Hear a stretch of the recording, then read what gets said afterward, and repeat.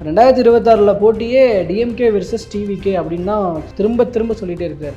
Where is ADMK, what about ADMK அப்படிங்கிற ஒரு கேள்வி வருது. அதான் சொன்ன ஒவ்வொருத்துக்கும் ஒரு ஆசை, வந்த உடனே புரட்சி தலைவர் ஆகணும்னு நினைக்கிறாங்க. நான் ஒரே ஒரு விஷயம் சொல்ற பாருங்க,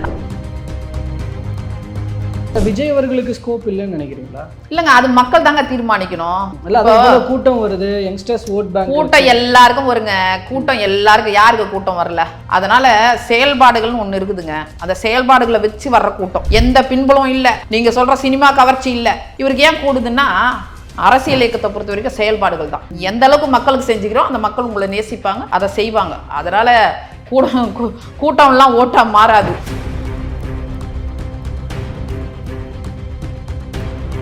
இந்தியாவிலே எந்த தலைவரும் 24 மணி நேரம் பயணிக்க முடியாத அளவுக்கு தொடர்ந்து, அது கல்யாண நிகழ்ச்சியாக இருக்கட்டும், காது குத்தாக இருக்கட்டும், ஒரு தொண்டனுடைய நிகழ்ச்சி கூட விடாமல் கூடவே கட்சி ரீதியான சுற்றுப்பயணங்களோடு செய்யக்கூடிய ஒரு தலைவர் கூட இன்றைக்கி இந்தியாவில் கிடையாது. அதான் சொல்கிறேன், ஒரு மந்திரியே தன்னுடைய முதலமைச்சரை பார்க்க முடியாத சூழல் தான் இருக்குது.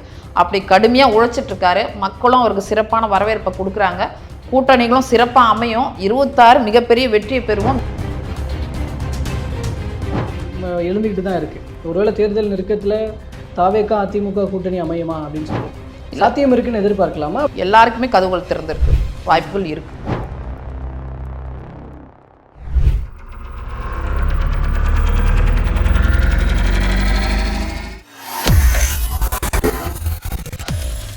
வேலை வேண்டுமா? ப்ளூ ஓஷன் இருக்கிறது. 10th 12th டிப்ளமோ டிகிரி படித்தவர்களுக்கு உணவு, தங்குமிடம், இஎஸ்ஐ, பிஎஃப் இன்சூரன்ஸ் உள்ளிட்ட சலுகைகளுடன் அனுபவத்திற்கேற்ற நல்ல சம்பளம் 15,000 முதல் 30,000 வரை. பெண்களுக்கு முன்னுரிமை. 2,000க்கும் மேற்பட்ட வேலை வாய்ப்புகள் உள்ளன. இப்போதே தொடர்பு கொள்ளுங்கள். Blue ocean.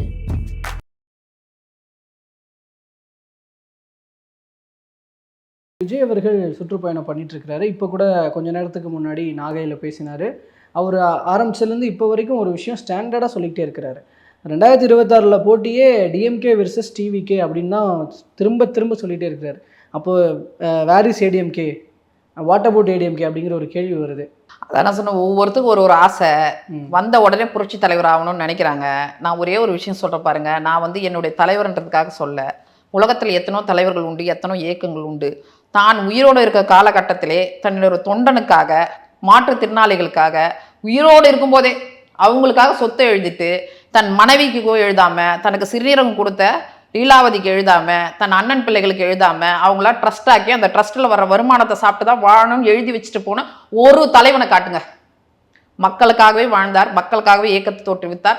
33 வருடங்கள் கடந்தும், 35 வருடங்கள் கடந்தும் ஒரு தலைவனுக்காக ஒரு ஆட்டோ ஸ்டாண்ட்லேருந்து, பஸ் ஸ்டாண்ட்லேருந்து, வீட்டிலேருந்து மாலை போட்டு இன்னும் நினைக்கிறாங்கன்னா, அது மாதிரி எந்த தலைவனுக்கும் அந்த பாக்கியம் கிடையாது. உலக நாடுகளே இன்னும் அவரை பற்றி சொல்லிட்டே இருக்கும். ஈழத்தமிழர்கள் பிரச்சனைகள் இருந்து கேட்காதுக்கு முன்னாடி நீங்கள் போய் சந்திக்கிற ஒவ்வொரு மனிதனும் ஒரு ஸ்டோரி சொல்லுவாங்க.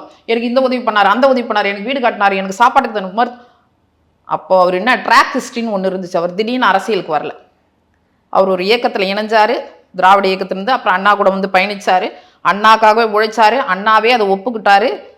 புரட்சி தலைவர்னால தான் வெற்றி கிட்டியதுன்னு அந்த வயிற்றறிச்சலில் தான் கருணாநிதி அவர்களே அவர் இவர் போல அவர்னால சகிச்சுக்க முடியாமல் வலுக்காட்டும். ஆனாலும் 1972 தோற்றுவிச்சு மிக குறுகிய காலத்தில் இங்கே முதலமைச்சராகி இன்ன வரைக்கும் மக்கள் மனதில் இருக்காரு. அவர் உண்மையாக மக்களை நேசிச்சார், அதனால தான் வெற்றி. அதனால் தலைவர் மாதிரிலாம் யாரும் நினைக்க வேணாம். எல்லாம் வருவாங்க போக, மேக கூட்டங்கள் போல் அப்படியே பெருசாக தெரியும், அது கலைஞ்சு போயிடும். விஜய் அவர்களுக்கு ஸ்கோப் இல்லைன்னு நினைக்கிறீங்களா? இல்லைங்க, அது மக்கள் தாங்க தீர்மானிக்கணும். கூட்டம் வருது, யங்ஸ்டர்ஸ் ஓட் பேங்க், கூட்டம் எல்லாருக்கும் வருங்க. கூட்டம் எல்லாருக்கும், யாருக்கு கூட்டம் வரல? கூட்டம் ஒரு செயல்பாடுகளை வச்சு, அதாவது அந்த என்ன சொல்றதுன்னா, அந்த சினிமான்னு ஒன்று இருக்கு இல்லையா? இப்போ நாங்கள் கூட நட்சத்திர பேச்சாளர்னு வச்சுருக்கோம். ஏன்னா அந்த திரையில் பார்க்கறதுக்கு ஒரு கவர்ச்சி இருக்குன்னு பார்க்க வர்றாங்க. அது ஒன்று இருக்குது. இருந்தாலும் நான் என்ன சொல்கிறேன்னா, மக்களுக்காக ஒரு இயக்கத்தை தோற்றுவித்து 32 வருடங்கள் ஆண்டு அந்த மக்களுக்கு ஒரு பெரிய விதையை அதிமுக போட்டிருக்கு. அது பெருசாக ஆலமரம் ஆயிடுச்சு. அது இன்றைக்குமே 2 தலைமுறைகளை கேட்டால் கூட நீங்கள் பெருமைக்கு சொல்ல, உங்கள் அப்பாவை போய் கேளுங்க, அம்மாவை கேளுங்க, சித்தப்பாவை கேளுங்க, பெரியப்பா கேளுங்க, ஆட்டோ ஸ்டாண்டில் கேளுங்க, யாரை கேட்டாலும் ஐயோ தலைவரா, நாங்களாம் தலைவருக்கு தான் ஓட்டு போட்டோம், அம்மாக்காக தான் ஓட்டு போட்டோம்னுவாங்க. அது மாதிரி அந்த ஒரு இயக்கம். அதுக்கு புரட்சி இவர் எடப்பாடியாரும் சரி சிறப்பான ஒரு ஆட்சியை கொடுத்தாரு. பொங்கலுக்கே 2,500 ரூபாய் கொடுத்து 23 வகையான பொருட்களை கொடுத்தாரு. ஒரு தமிழர் திருநாளாம் பண்டிகைக்கு, முதல் பண்டிகைக்கு கூட ஒழுங்காக இவங்களால கரும்பையும் வெள்ளத்தையும் கொடுக்க முடியாமல் ஒழுகுன வெள்ளத்தையும் பருத்தி கொட்டையும் புளியில் பல்லியும் கொடுத்தவங்க இவங்களுக்கு என்ன தெரியும் மக்களை பற்றி? அதனால செயல்பாடுகள்னு ஒன்று இருக்குதுங்க. அந்த செயல்பாடுகளை வச்சு வர்ற கூட்டம், எந்த பின்புலம் இல்லை, நீங்க சொல்ற சினிமா கவர்ச்சி இல்லை. இவருக்கு ஏன் கூடுதுன்னா அரசியல் இயக்கத்தை பொறுத்த வரைக்கும் செயல்பாடுகள் தான். எந்த அளவுக்கு மக்களுக்கு செஞ்சுக்கிறோம் அந்த மக்கள் உங்களை நேசிப்பாங்க, அதை செய்வாங்க. அதனால கூட்டம்லாம் ஓட்டா மாறாது. அப்படிலாம் போனோன்னா பல சினிமா நடிகர்கள் கட்சியை வந்து தொடங்கிட்டு அதுக்கப்புறம் இன்னொரு கட்சியோடு இணைச்சவங்க இருக்காங்க, கட்சியை எல்லாம் மூணவங்க இருக்கிறாங்க, வேற வேற துணை இதுவாக போயிருக்கிறாங்க. அதனால அதெல்லாம் ஒரு பெரிய விஷயம் கிடையாது. இங்கே போட்டி என்றைக்குமே திமுக அதிமுக தான். ஏற்கனவே விஜய் அவர்கள் அதிமுகவோடு சேரலான்னு ஒரு பேச்சு போயிட்டு இருந்தது. திரும்ப அது அப்படியே ஒரு மாதிரி சைலண்ட் ஆயிடுச்சு. பட் மறுபடியும் அந்த பேச்சு திரும்ப எழுந்துக்கிட்டு தான் இருக்குது. ஒருவேளை தேர்தல் நெருக்கத்தில் தாவேக்கா அதிமுக கூட்டணி அமையுமா அப்படின்னு சொல்லி சாத்தியம் இருக்குன்னு எதிர்பார்க்கலாமா? அப்படி அமைஞ்சா அது எந்த இல்லை இல்லை, அதாவது கூட்டணியை பொறுத்த வரைக்கும் கூட்டணி கதவுகள் திறந்து தான் இருக்கும். அது எல்லாமே ஒரே நைட்டில் கூட அது முடிவாகிற விஷயம்.